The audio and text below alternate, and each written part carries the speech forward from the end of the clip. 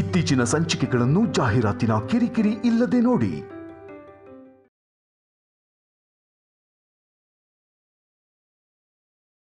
ಅವರು ಫುಡ್ ತಗೊಂಡಾಗ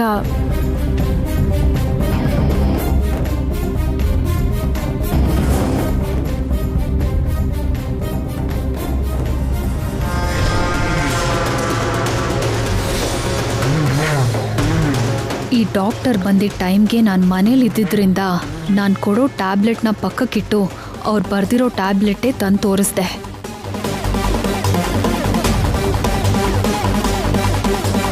ಆದರೆ ಈ ಡಾಕ್ಟರ್ಗೆ ಟ್ಯಾಬ್ಲೆಟ್ಸ್ ಬಗ್ಗೆ ಅನುಮಾನ ಯಾಕೆ ಬಂತು ಅಂದರೆ ನನ್ನ ಅನುಮಾನ ನಿಜ ಆಗಿದೆ. ನ್ಯಾಚುರಲ್ ಟ್ರೀಟ್ಮೆಂಟ್ ಕೊಡೋಕ್ಕೆ ಅಂತ ಬಂದಿರೋ ಡಾಕ್ಟರು ನಿಜವಾಗ್ಲೂ ಶ್ಯಾಮನೇ ಆಗಿರಬೇಕು.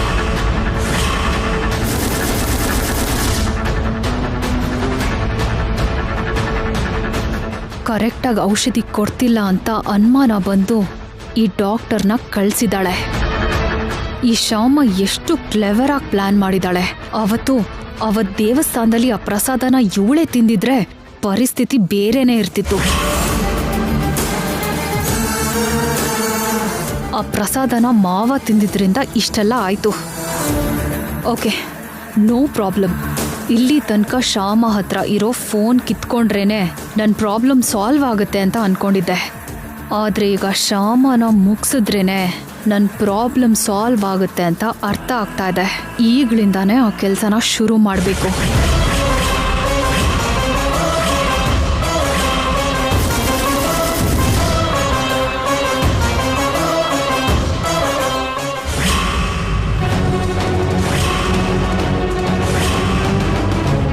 ಏನ್ ಡಾಕ್ಟರ್ ನೀವು ಹೇಳ್ತಿರೋದು? ಹೌದು ಅಖಿಲ್, ನಾನು ಹೊಸದಾಗಿ ಬರೆದಿರೋ ಮೆಡಿಸನ್ಸೇ ಈಗಲೂ ಕೊಡ್ತಿದ್ದೀವಿ ಅಂದರು. ನಿಮ್ಮ ಐಶ್ವರ್ಯ ಅತ್ಗೆ ಆ ಟ್ಯಾಬ್ಲೆಟ್ ಸ್ಟ್ರಿಪ್ ಕೂಡ ತಗೊಂಡು ಬಂದು ನನಗೆ ತೋರಿಸಿದ್ರು. ಐಶ್ವರ್ಯ ಅತ್ಗೆ ನಿಮಗೆ ತೋರಿಸಿದ್ರಾ? ಹೌದು, ನಿಮ್ಮ ಐಶ್ವರ್ಯ ಅತ್ಗೆನೆ ಆ ಟ್ಯಾಬ್ಲೆಟ್ಸ್ ತಂದು ನನಗೆ ತೋರಿಸಿದ್ರು.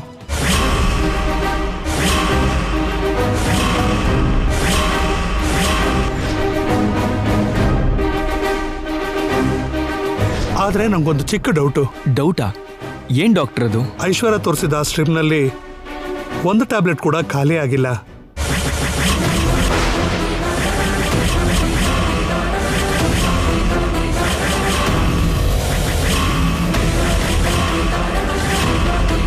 ಅದರಲ್ಲಿರೋ ಟ್ಯಾಬ್ಲೆಟ್ಸ್ ಎಲ್ಲ ಹಾಗೇ ಇತ್ತು.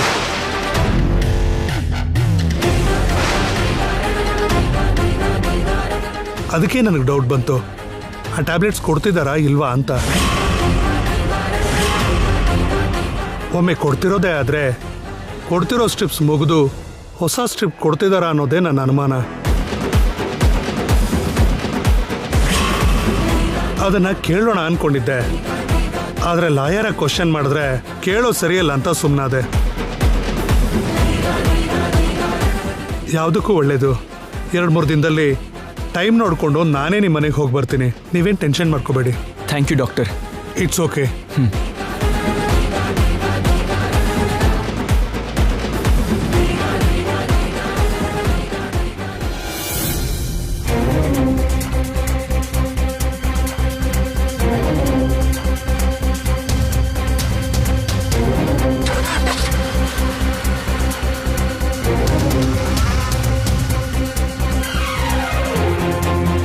ನೋ ಡೌಟ್ ಶ್ಯಾಮ, ಹೊಸ ಟ್ಯಾಬ್ಲೆಟ್ಸ್ ಕೂಡ ಐಶ್ವರ್ಯ ಅತ್ಗೆ ಡ್ಯಾಡಿಗೆ ಕೊಟ್ಟಿರಲ್ಲ.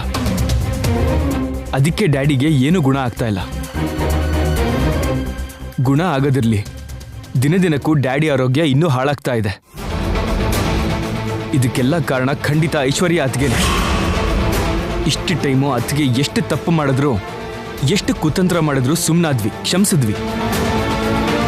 ಅವರ ನಿಜ ಸ್ವರೂಪ ಮಮ್ಮಿಗೆ ಡ್ಯಾಡಿಗೆ ಗೊತ್ತಾದ್ರೆ ಅವ್ರು ತಡ್ಕೊಳ್ಳಲ್ಲ ಅಂತ ಅವ್ರು ಮಾಡಿರೋ ಮೋಸಗಳು, ಕುತಂತ್ರಗಳು ಯಾರಿಗೂ ಹೇಳ್ದೇ ಇದ್ವಿ.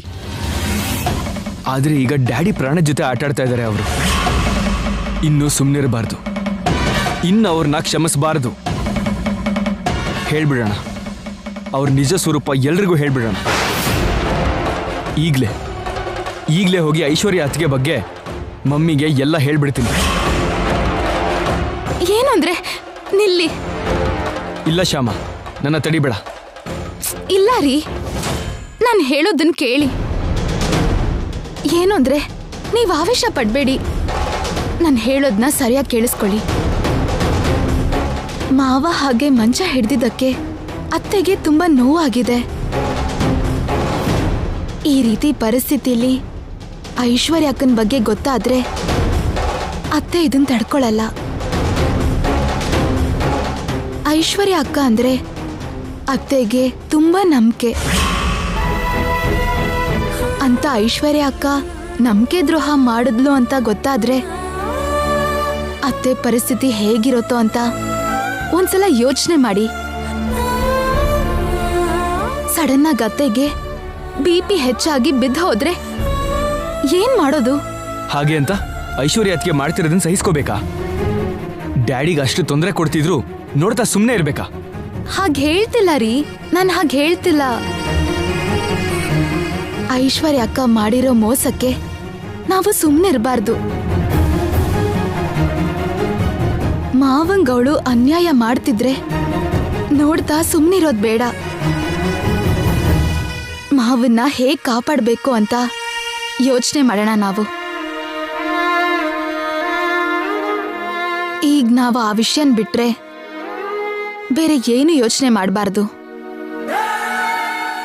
ಮಾವ ಹುಷಾರಾದ್ಮೇಲೆ, ಪರಿಸ್ಥಿತಿ ಸರಿ ಹೋದ್ಮೇಲೆ ಆಗ ಐಶ್ವರ್ಯ ಅಕ್ಕನ್ಗೆ ಒಂದ್ ಸರಿಯಾದ ಪಾಠ ಕಲ್ಸೋಣ. ಅಲ್ಲಿ ತನಕ ನೀವು ಅರ್ಜೆಂಟ್ ಮಾಡಬೇಡಿ ಪ್ಲೀಸ್. ಓಕೆ ಶ್ಯಾಮ, ನಿನ್ನಿಷ್ಟ.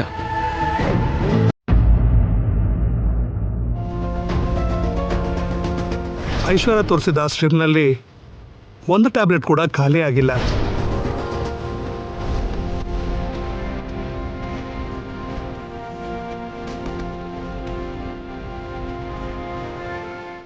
ಏನಂದ್ರೆ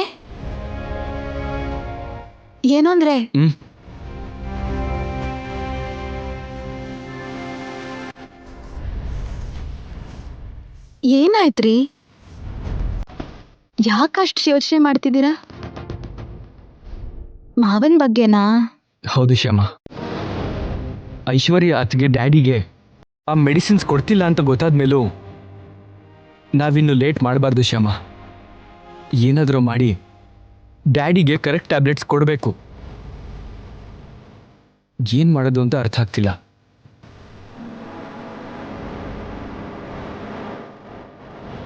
ಏನಂದ್ರೆ ಒಂದ್ ಕೆಲ್ಸ ಮಾಡೋಣ. ಏನ್ ಶ್ಯಾಮ? ನೀವು ಅತ್ತೆಗೆ ಫೋನ್ ಮಾಡಿ ಬೇರೆ ವಾಯ್ಸಲ್ಲಿ ಐಶ್ವರ್ಯ ಅಕ್ಕ ಕರೆಕ್ಟ್ ಮೆಡಿಸಿನ್ ಕೊಡ್ತಿಲ್ಲ ಅನ್ನೋ ನಿಜ ಹೇಳಿದ್ರೆ ಆ ವಿಷಯ ನಿಮಗೆ ಹೇಗೆ ಗೊತ್ತು ಅಂತ ಕೇಳ್ತಾರೆ ಮಮ್ಮಿ. ನಮ್ಮ ಮನೇಲಿ ನಮ್ಮ ಸೊಸೆ ಟ್ಯಾಬ್ಲೆಟ್ ಸರಿಯಾಗಿ ಕೊಡ್ತಿಲ್ಲ ಅನ್ನೋ ವಿಷಯ ನಿಮಗೆ ಹೇಗೆ ಗೊತ್ತು ಅಂತ ಕೇಳ್ತಾರೆ. ಏನು ಹೇಳಲಿ? ಹೋಗ್ಲಿ, ಅಶೋಕ್ ಬಾವನ್ಗೆ ಫೋನ್ ಮಾಡಿ ವಿಷಯ ಹೇಳಿದ್ರೆ, ಅವರಿಂದಾನೇ ಅತ್ತೆಗೆ ಗೊತ್ತಾಗೋ ಹಾಗೆ ಮಾಡಿದ್ರೆ? ಅಶೋಕ್ ಅಣ್ಣನೇ ಅಲ್ಲ, ಆ ದೇವರೇ ಇಳಿದು ಬಂದು ಐಶ್ವರ್ಯ ಅತ್ತಿಗೆ ಹೀಗೆ ಮಾಡ್ತಿದ್ದಾರೆ ಅಂತ ಹೇಳಿದ್ರು ಮಮ್ಮಿ ನಂಬಲ್ಲ. ಯಾಕೆ ಅಂದರೆ ಐಶ್ವರ್ಯ ಅತ್ತಿಗೆ ಮೇಲೆ ಮಮ್ಮಿಗೆ ಅಷ್ಟು ನಂಬಿಕೆ. ಐಶ್ವರ್ಯ ಅತ್ತಿಗೆ ಆ ಟ್ಯಾಬ್ಲೆಟ್ಸ್ ಕೊಡ್ದಿದ್ದ ಹಾಗೆ ಮಾಡೋಕ್ಕಾಗಲ್ಲ. ನಾವು ಹೋಗಿ ನಿಜವಾದ ಟ್ಯಾಬ್ಲೆಟ್ಸು ಕೊಡೋಕ್ಕಾಗಲ್ಲ. ಏನು ಮಾಡಬೇಕು ಅರ್ಥ ಆಗದೆ ಹುಚ್ಚಿಡಿತಾ ಇದೆ ನನಗೆ.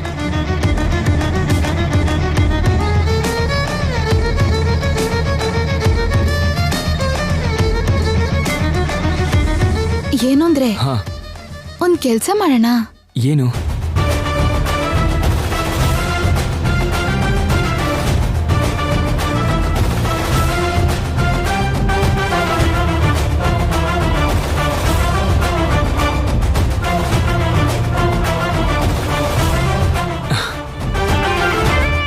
Good idea Shyama.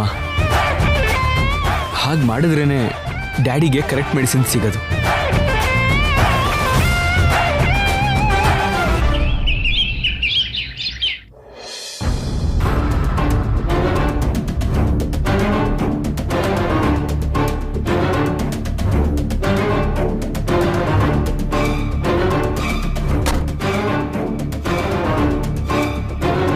ನಮಸ್ತೆ ಸರ್. ನಮಸ್ತೆ. ಏನ್ ಅಖಿಲ್ ಮಾತಾಡಬೇಕು ಅಂದ್ರಿ? ನಿಮ್ಮ ನರ್ಸ್ ಯಾರನ್ನಾದರೂ ನಮ್ಮ ಮನೆಗೆ ಕಳಿಸಿ ನೀವು ಹೇಳಿರೋ ಟ್ಯಾಬ್ಲೆಟ್ಸ್ನ ಟೈಮ್ ಪ್ರಕಾರ ಕೊಡೋ ಹಾಗೆ ಮಾಡೋಕ್ಕಾಗತ್ತಾ? ಹಾಗೆ ಮಾಡಿದ್ರೆ ಮಾವನ್ಗೆ ಕರೆಕ್ಟ್ ಮೆಡಿಸಿನ್ ಸಿಗತ್ತೆ, ಅವ್ರು ಬೇಗ ಗುಣನೂ ಆಗ್ತಾರೆ. ನಿಮ್ ಯೋಚನೆ ಚೆನ್ನಾಗಿದ್ಯಮ್ಮ, ಆದ್ರೆ ನಾನು ಟ್ಯಾಬ್ಲೆಟ್ಸ್ ಕೊಡೋಕ್ಕೋಸ್ಕರ ನರ್ಸ್ನ ನಿಮ್ಮ ಮನೆಗೆ ಕಳ್ಸಿದೀನಿ ಅಂದ್ರೆ ನಂಬ್ತಾರಾ ಅಂತ.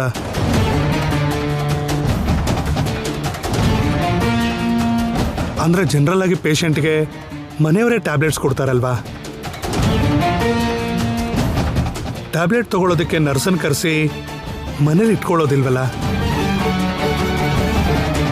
ಈಗ ನಾನು ನರ್ಸನ್ ಕಳ್ಸಿದ್ರೆ ಅವ್ರಿಗೆ ಇಲ್ದಿರೋ ಅನುಮಾನ ಎಲ್ಲ ಬಂದ್ರೆ ಅಂತ. ಅದು ನಿಜಾನೇ ಡಾಕ್ಟರ್. ಅವರಿಗೆ ಅನುಮಾನ ಬರ್ದಂಗೆ ನರ್ಸ್ನ ಅಲ್ಲಿ ಕಳ್ಸಕ್ಕೆ ಏನು ಮಾಡ್ಬೋದು? ಒಂದು ಕೆಲಸ ಮಾಡಿ ಡಾಕ್ಟರ್. ಏನಮ್ಮ? ದಿನ ಕೊಡೋ ಟ್ಯಾಬ್ಲೆಟ್ ಜೊತೆಗೆ ಹೊಸದಾಗಿ ಒಂದು ಇಂಜೆಕ್ಷನ್ ಕೊಡಬೇಕು ಅಂತ ಹೇಳಿ. ಟ್ಯಾಬ್ಲೆಟು ಕೊಡಬೇಕು, ಇಂಜೆಕ್ಷನ್ ಕೊಡಬೇಕು ಅಂತ ಹೇಳಿ. ಇಂಜೆಕ್ಷನ್ ಮನೆಯವ್ರು ಕೊಡಕ್ಕಾಗಲ್ಲ, ನರ್ಸ್ನ ಕಳಿಸ್ತೀನಿ ಅಂತ ಹೇಳಿ. ಆಗ ಯಾರಿಗೂ ಅನುಮಾನ ಬರಲ್ಲ. ಹಾ, ಗುಡ್ ಐಡಿಯಾ. ಹಾಗೆ ಮಾಡೋಣ. Thank you doctor. Thank you doctor, thank you very much.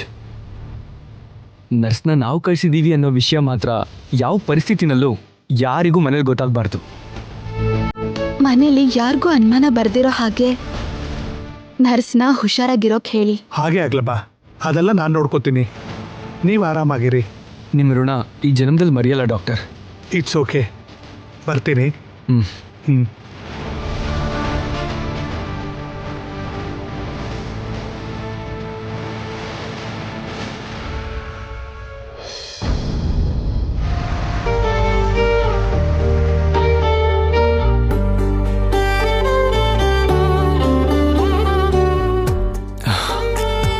Shyama, ಸ್ವಲ್ಪ ಕುಡಿಯಕ್ಕೆ ನೀರು ತಗೊಂಡ್ ಬಾ.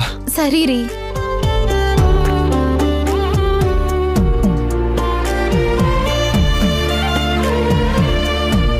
ನೀರು ಕುಡೀರಿ.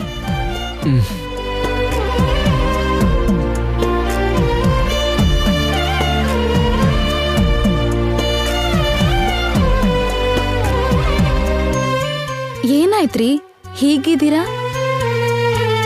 ಹುಷಾರಿಲ್ವಾ? ಅದೇನಿಲ್ಲ ಶ್ಯಾಮ, ಗ್ಯಾಪ್ ಇಲ್ದೆ ರೈಡ್ಸ್ ಬಂತು, ಸ್ವಲ್ಪ ಟಯರ್ಡ್ ಆಗಿದ್ದೀನಿ ಅಷ್ಟೇ. ತುಂಬಾ ಸುಸ್ತಾಗಿರೋ ಹಾಗಿದೆ. ಸ್ವಲ್ಪ ಸ್ವಲ್ಪ ಅಂತೀರಲ್ಲ, ತುಂಬಾ ಸುಸ್ತಾಗಿರೋ ತರ ಕಾಣಿಸ್ತಿದ್ದೀರಾ.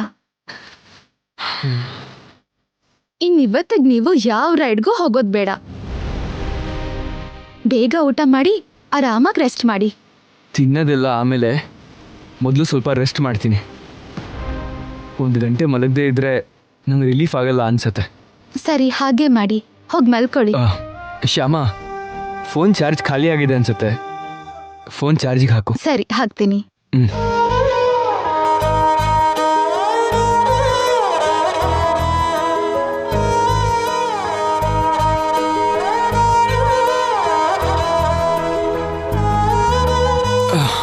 ಶ್ಯಾಮ, ಪಿಲ್ಲೋ ತಗೊಂಡ್ಬಾ.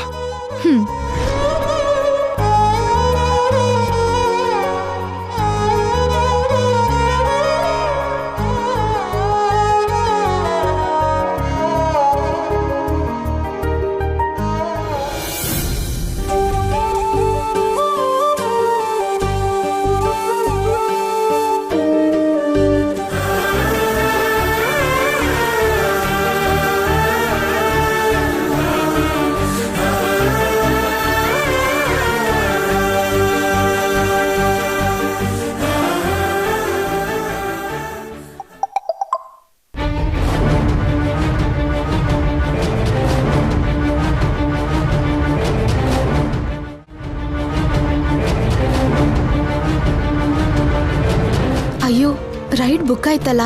ಆಫ್ ಮಾಡಿದಿದ್ರೆ ಚೆನ್ನಾಗಿರ್ತಿತ್ತು. ಕ್ಯಾನ್ಸಲ್ ಮಾಡ್ತೀನಿ. ಹಲೋ, ಈಗ ರೈಡ್ ಬುಕ್ ಮಾಡಿದ್ದು ನಾನೇನಮ್ಮ? ಅವ್ರು ಮಲಗಿದ್ದಾರೆ. ರೈಡ್ ಕ್ಯಾನ್ಸಲ್ ಮಾಡ್ತೀನಿ, ನೀವು ಮತ್ತೆ ಬುಕ್ ಮಾಡ್ತೀರಾ? ಅಮ್ಮ ಒಂದು ನಿಮಿಷ, ಆ ರೈಡ್ನ ಕ್ಯಾನ್ಸಲ್ ಮಾಡಬೇಡಮ್ಮ, ನೀನು ಕೈ ಮುಗಿತೀನಿ. ಅರ್ಧ ಗಂಟೆಯಿಂದ ಟ್ರೈ ಮಾಡ್ತಿದ್ರೆ ಈಗ ಬುಕ್ ಆಯ್ತಮ್ಮ, ದಯವಿಟ್ಟು ಅದನ್ನು ಕ್ಯಾನ್ಸಲ್ ಮಾಡಬೇಡಮ್ಮ. ನಾನು ಅರ್ಜೆಂಟಾಗಿ ಹಾಸ್ಪಿಟ್ಲ್ಗೆ ಹೋಗಬೇಕು. ನನ್ನ ಮಗ ಸೊಸೆ ಇಬ್ಬರು ಕೆಲಸಕ್ಕೆ ಹೋಗ್ಬಿಟ್ಟಿದ್ದಾರೆ. ನನ್ನ ಹಾಸ್ಪಿಟ್ಲ್ ಕರ್ಕೊಂಡು ಹೋಗೋದಕ್ಕೆ ಯಾರೂ ಇಲ್ಲಮ್ಮ. ಡಾಕ್ಟರ್ ಕೊಟ್ಟರು ಅಪಾಯಿಂಟ್ಮೆಂಟ್ಗೆ ಟೈಮ್ ಬೇರೆ ಆಗ್ತಾ ಇದೆ. ದಯವಿಟ್ಟು ನಿನ್ನ ಮನೆಯವ್ರು ನೆಪ್ಸಿ ರೈಡಿಗೆ ಕಳಿಸ್ಕೊಡಮ್ಮ. ನಿನಗೆ ಪುಣ್ಯ ಬರುತ್ತೆ.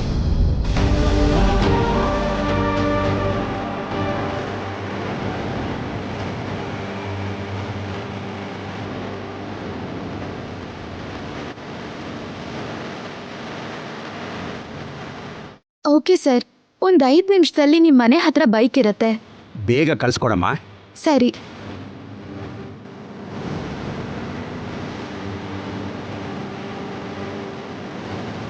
ರೀ, ಪಾಪ ಇವರು ಯಾರೋ ಹಾಸ್ಪಿಟ್ಲಿಗೆ ಹೋಗ್ಬೇಕಂತೆ. ಕರ್ಕೊಂಡು ಹೋಗೋರು ಯಾರೂ ಇಲ್ವಂತೆ. ಇವಾಗ ತಾನೇ ಬಂದು ಮಲಗಿರೋ ನಿಮ್ಮನ್ನ ನಾನು ಎಬ್ಸಲ್ಲ. ಅದಕ್ಕೆ ನಿಮ್ಮ ಬದಲು ನಾನೇ ಹೋಗಿ ಅವ್ರನ್ನ ಹಾಸ್ಪಿಟ್ಲಿಗೆ ಬಿಟ್ಟು ಬರ್ತೀನಿ. ನೀವು ಸುಮ್ಮನೆ ಕಲಿಸಿರೋ ಬೈಕ್ ರೈಡ್ ಈಗ ಹೀಗೆ ಕೆಲ್ಸಕ್ಕೆ ಬರ್ತಿದೆ.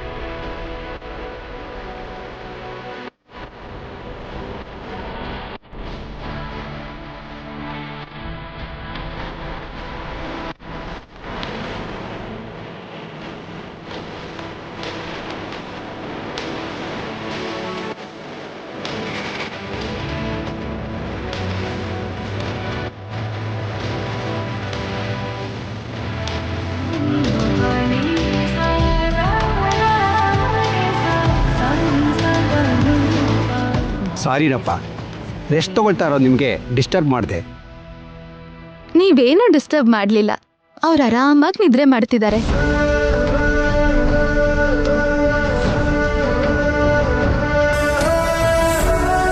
ಅವ್ರ ಬದಲು ನೀನು ಬಂದಿಯೇನಮ್ಮ? ಹೌದು ಸರ್, ಹಾಸ್ಪಿಟ್ಲಿಗೆ ಹೋಗ್ಬೇಕಂದ್ರಲ್ಲ, ಆ. ಅರ್ಜೆಂಟ್ ಅಂದ್ರಿ, ಅದಕ್ಕೆ ನಾನೇ ಬಂದೆ. ತುಂಬ ಥ್ಯಾಂಕ್ಸ್ ಅಮ್ಮ. OTP ಹೇಳಿ. 7781. ಓಕೆ, ಕೂತ್ಕೊಳ್ಳಿ.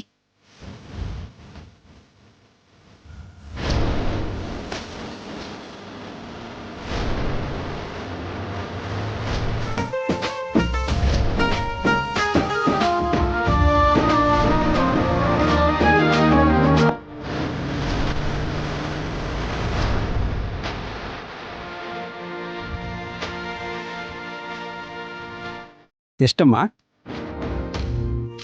110 ರೂಪಾಯಿ. ಹೆಲ್ಮೆಟ್ ತಗೊಳಮ್ಮ.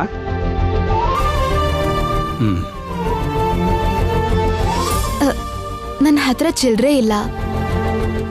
100 ರೂಪಾಯಿ ಕೊಡಿ, ಪರವಾಗಿಲ್ಲ. ₹100 ತೊಗೊಂಡ್ರೆ ನಿನಗೆ ₹10 ನಷ್ಟ ಅಲ್ವೇನಮ್ಮ? ನಿಮ್ಮಂಥ ದೊಡ್ಡವ್ರನ್ನ ಸರಿಯಾದ ಸಮಯಕ್ಕೆ ಹಾಸ್ಪಿಟ್ಲಿಗೆ ಕರ್ಕೊಂಡು ಬಂದೆ. ನಂಗೆ ಅದೇ ಖುಷಿ ಆಗ್ತಿದೆ. ಆ ಖುಷಿ ಮುಂದೆ ಇದು ನಷ್ಟ ಅಲ್ಲ. ನೀನು ನಿಮ್ಮ ಮನೆಯವರು 100 ಕಾಲ ಚೆನ್ನಾಗಿರಿಮ್ಮ. ಬರ್ತೀನಮ್ಮ.